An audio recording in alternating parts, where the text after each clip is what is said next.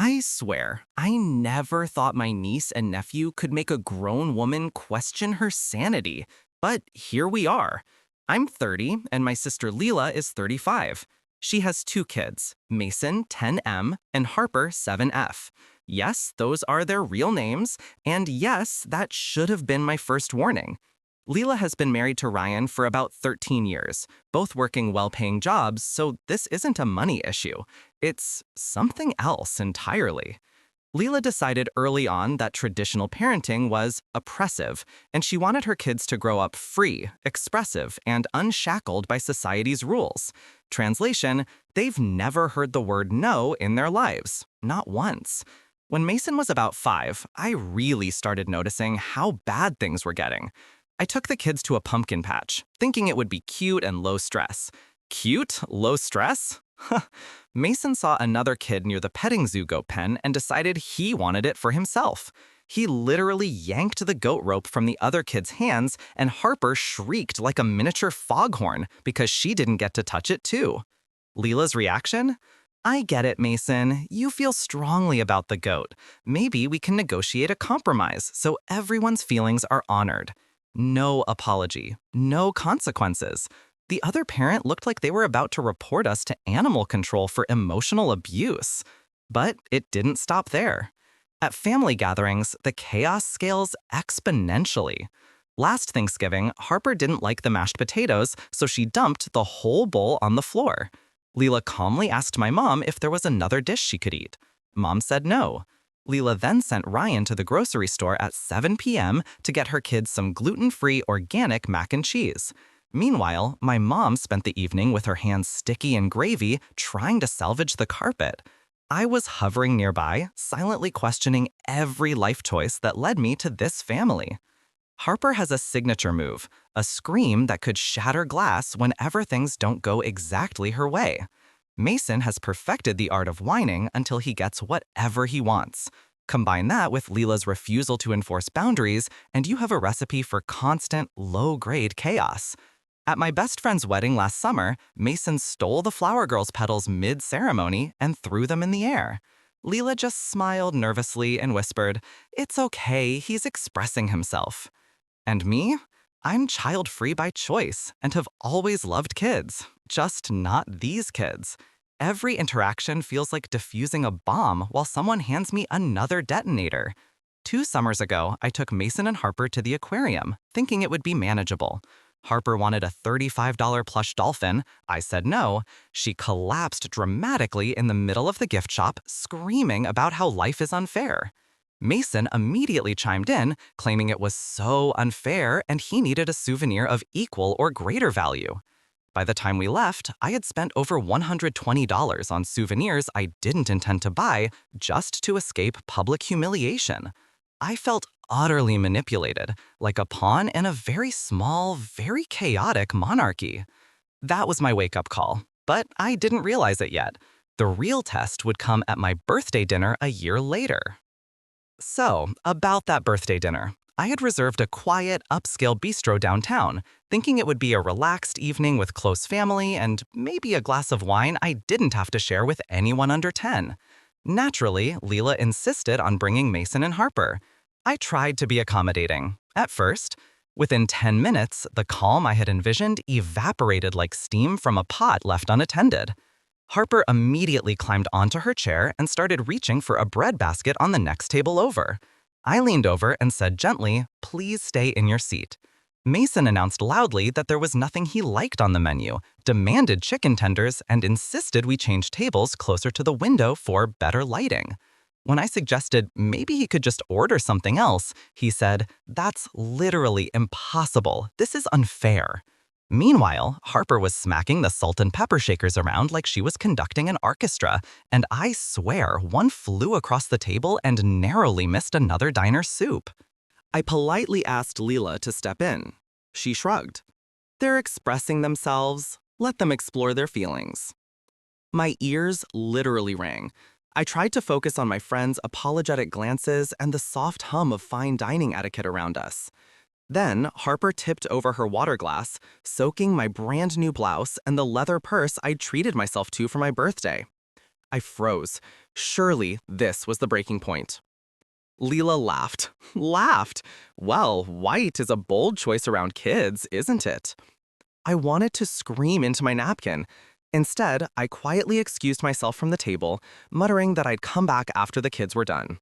But by the time I returned, my birthday dinner had completely devolved into chaos.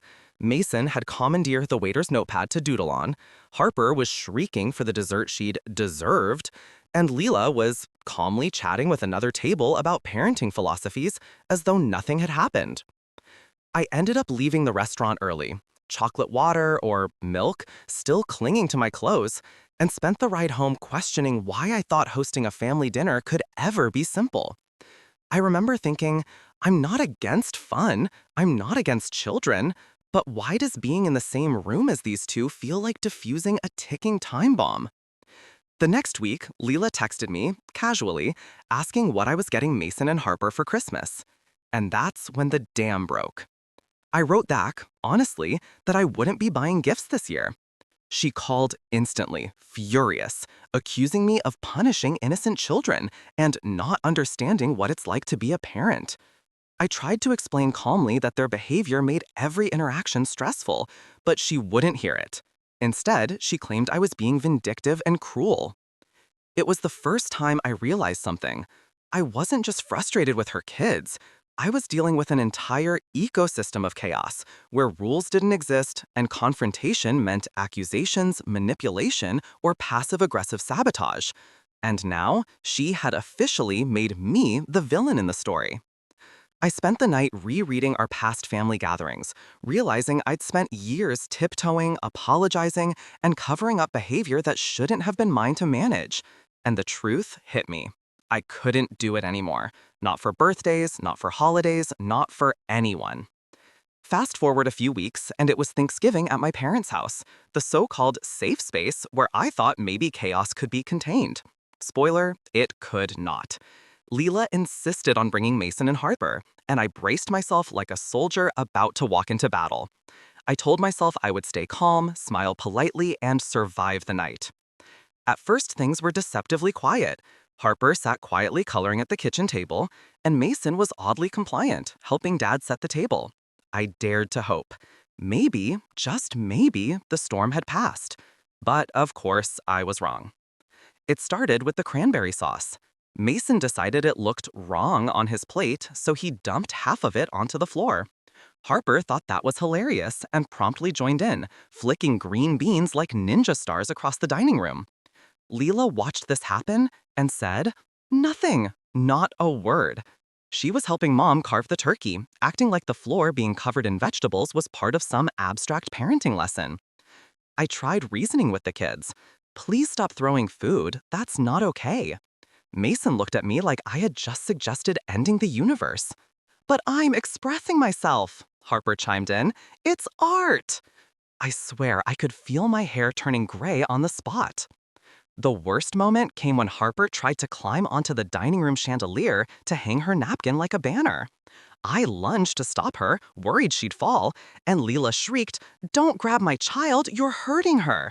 My jaw nearly hit the floor. I was literally preventing her from getting injured, and suddenly I was the villain. By the end of the night, Mom and Dad were exhausted, hovering around the kids like they were hosting a daycare instead of a family dinner. Leela congratulated herself on letting the kids express their feelings, and I left early, my pride in tatters and my stomach full of only mashed potatoes because someone flung green beans in my plate. After that, I knew I had to draw a line. I couldn't keep covering up for Leela, buying her kids things to keep the peace, or pretending that their behavior wasn't affecting everyone around them. I drafted a text to her that night, telling her I wouldn't be participating in any holiday gift exchanges this year. I expected pushback, but I didn't expect the explosion. Her reply was immediate, accusatory, and dramatic. You're punishing innocent children because you can't handle a little chaos. You're cruel, and I can't believe you do this to Mason and Harper. She called me selfish, bitter, and jealous, all within the first 5 sentences. I sat there, phone in hand, staring at the screen, realizing that this Christmas was going to be the ultimate showdown. And the truth was, I was ready for it. Years of tiptoeing, silently fuming, and feeling powerless had built up to a wall of frustration inside me that couldn't be ignored any longer. I wasn't going to back down this time. I had to stand firm, or I'd be trapped in this cycle forever. Christmas Eve arrived, and I felt a mix of dread and determination. My parents had invited everyone over for their annual cookie decorating tradition, but Lila had made it clear, if I was there, she and the kids wouldn't come. Mom was practically in tears, trying to mediate, but I had finally reached my limit. I wasn't going to enable another disaster just to keep the peace. I showed up in the late afternoon, telling myself I would enjoy the cookies, the decorations, and maybe a hot chocolate or two. For the first hour, things were quiet. My parents were bustling around, Mom humming Christmas tunes, Dad arranging trays of gingerbread men. I even managed a small smile when I watched my younger cousin carefully sprinkle colored sugar on her cookie. Everything felt almost normal. Almost. Then the inevitable happened. Lila called around 2 p.m., furious. Apparently, she was on her way over to confront me about trying to ruin Christmas for my kids. She demanded I leave or she would turn the car around. I told her I wasn't going anywhere and that I wasn't going to argue over the phone. That only made her angrier. About 30 minutes later, she showed up with Mason and Harper. I braced myself. Harper immediately ran to the kitchen counter, grabbed a piping bag, and squeezed frosting onto every available surface except her cookie. Mason declared he hated the cookies we'd baked and tried to smear his across the table. I calmly asked them to stop. Lila ignored me. Ryan hovered nearby, clearly uncomfortable but unwilling to intervene. The tipping point came when Harper decided it would be fun to fling a cookie at the Christmas tree. I reached out to stop her and, cue the drama, Lila started screaming that I had grabbed her child aggressively and was physically threatening her. Ryan stepped in, shouting that I was out of control, while Mom tried to separate everyone, her hands sticky with royal icing. My face felt hot with frustration, embarrassment, and disbelief. I knew I had to say it out loud, once and for all. I raised my voice, not screaming, but firm enough to cut through the chaos. This ends now. I will not tolerate you treating people this way. I am not your kid's servant, and I am not responsible for cleaning up every mess they make or rewarding every tantrum. Lila froze, her mouth open, as if she couldn't believe what she was hearing. I continued, letting the words I'd bottled up for years pour out. They need boundaries. They need consequences. You've spent over a decade letting them run wild, and now you're mad at me for protecting them and other people from their behavior. I will not buy their gifts this year, and I will not participate in any event where basic respect isn't enforced. That's my boundary, and it's final. Mom's face was pale, Dad's jaw tight. Ryan looked like he wanted the floor to swallow him whole. And Lila just stood there, tears in her eyes, stunned into silence. The kids had stopped moving, confused by the tension. For a moment, there was silence, thick, heavy, uncomfortable, but I finally felt a strange sense of relief. I had said everything I'd needed to say. I had drawn my line. But I knew deep down, this wasn't over, not by a long shot. Lila would stew, family gossip would spread, and somehow I was going to be blamed for breaking the Christmas spirit. I just didn't care anymore. The day after Christmas was surreal. I woke up to a storm of texts, missed calls, and group messages from family members. Lila had gone full-on campaign mode, painting me as the villain who ruined Christmas and traumatized her kids. My phone buzzed constantly, and I had to take a deep breath before opening anything. Mom's first text was heartbreaking. I just want everyone to get along. Please, can we fix this? I wanted to reply, I already tried fixing it for decades, Mom. This is why it's broken. Dad, predictably, called next. He was furious, but not at Lila, at me. Apparently, I had destroyed family harmony and turned everyone against her by refusing to participate in what he considered a simple holiday tradition. Then came the messages from cousins and extended family. Some were supportive, quietly telling me they'd noticed the chaos but didn't want to say anything. Others were judgmental. You shouldn't have caused a scene in front of the kids. Christmas is about family, not boundaries. Leela's just protecting her children. I read each one, my chest tightening, because no matter how right I knew I was, suddenly I was the one everyone was talking about. Leela, of course, escalated things. She had called a few of our mutual friends, describing me as controlling, bitter, and hostile toward her children. She said I had ruined their Christmas and that I had no right to be part of family events if I couldn't behave. Some friends tried to mediate, telling her both sides had merit, but Leela had her mind made up. The worst part? Seeing the kids. Mason and Harper were distant now, their smiles gone, unsure of why Aunt Emily, the one who used to bake cookies and take them on fun outings, suddenly seemed like the enemy. Harper avoided eye contact, and Mason whispered to Leela, "Why is Aunt Emily mad at us?" My heart sank. I didn't hate them, I loved them, but I could not allow them or their mother to steamroll everyone around them anymore. Mom tried to mediate again, asking if we could have a family meeting. I agreed, thinking maybe a calm discussion could help, but even that conversation quickly devolved into accusations. Leela kept saying I hated for kids and was jealous of her family, while I repeated what I'd been saying for years. I am not the problem. The problem is a lack of boundaries and consequences. Dad sighed heavily, clearly exasperated, and suggested we just let time cool everything down. By the end of that day, I realized something important. No matter how rational, kind, or patient I was, some people would always see me as the villain because I dared to challenge Leela's narrative. And that was okay. I had set my boundaries, expressed my perspective, and refused to be manipulated or bullied into enabling behavior that was harmful to everyone around her, including the kids themselves. But it also hit me. Family would never be the same. Some members quietly took my side, others were firmly in Leela's camp, and I was left navigating the gray space in between. It was emotionally exhausting, but I also felt a strange sense of empowerment. For the first time in years, I wasn't just surviving her parenting style, I was standing up to it. A few weeks later, the tension was palpable at every family event. Even casual Sunday brunches at Mom and Dad's felt like walking through a minefield. Leela and I avoided eye contact entirely, communicating only through curt nods or forced smiles. The kids were hyper-aware, glancing nervously at me and whispering to their mother whenever I moved or laughed. Mason and Harper had gone from mischief makers to quiet, cautious little detectives, as if one wrong move on my part could trigger a nuclear family meltdown. The first major test came at my cousin's birthday party in early January. Leela insisted on bringing the kids, and I knew it would be a disaster, but I decided to go because I wasn't about to let fear dictate my life. The moment I walked in, Mason spotted the chocolate fountain and Harper the glittery balloons. Leela hovered nearby, hands folded, eyes constantly darting between me and her children. Of course, chaos ensued. Harper tried to climb onto the table to reach the balloons. Mason dipped his hands into the chocolate fountain and smeared it across a guest's sweater. I calmly intervened, telling Harper to step down and Mason to clean up.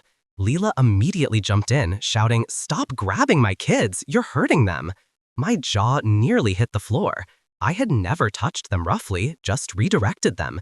But somehow, in Leela's eyes, protecting others was violence. Guests stared, awkward laughter filled the room, and I felt my frustration rising. I wanted to scream, but instead, I reminded myself of my goal: maintain boundaries without escalating. I quietly spoke to the children. "Hands off the table, please. Everyone here is trying to enjoy the party." Mason pouted, Harper crossed her arms, and Leela muttered under her breath about my control issues. After that party, I realized something crucial. No matter how carefully I behaved, Leela was going to interpret my actions as hostile. She wasn't just defending her children, she was defending her parenting philosophy, her identity as a cool mom, and the narrative that she alone decides how the kids behave. I couldn't change that. I could only control my response. And so, I began to implement strict boundaries. No more spontaneous outings where I'd be responsible for her children. No more buying gifts that reinforced tantrums. No more silently tolerating behavior that endangered others or embarrassed the family.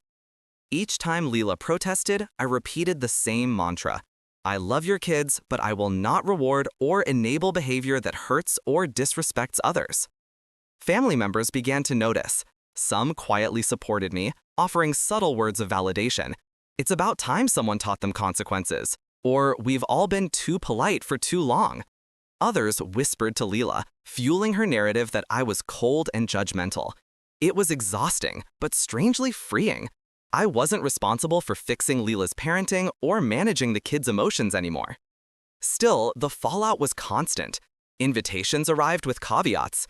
Aunt Emily can come, but the kids will be told to behave.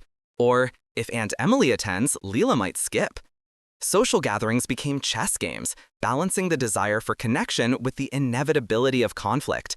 Every holiday, every birthday, every casual dinner became a negotiation, and sometimes a battlefield.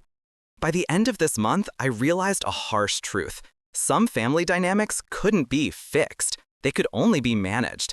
And I was finally learning how to do that without losing myself or my sanity in the process. By the time February rolled around, the dust hadn't settled. If anything, it had become a permanent haze. Family gatherings were quieter, more cautious, as everyone tiptoed around the tension between Leela and me. I kept showing up, maintaining my boundaries, and refusing to let chaos dictate my behavior, but the emotional toll was undeniable.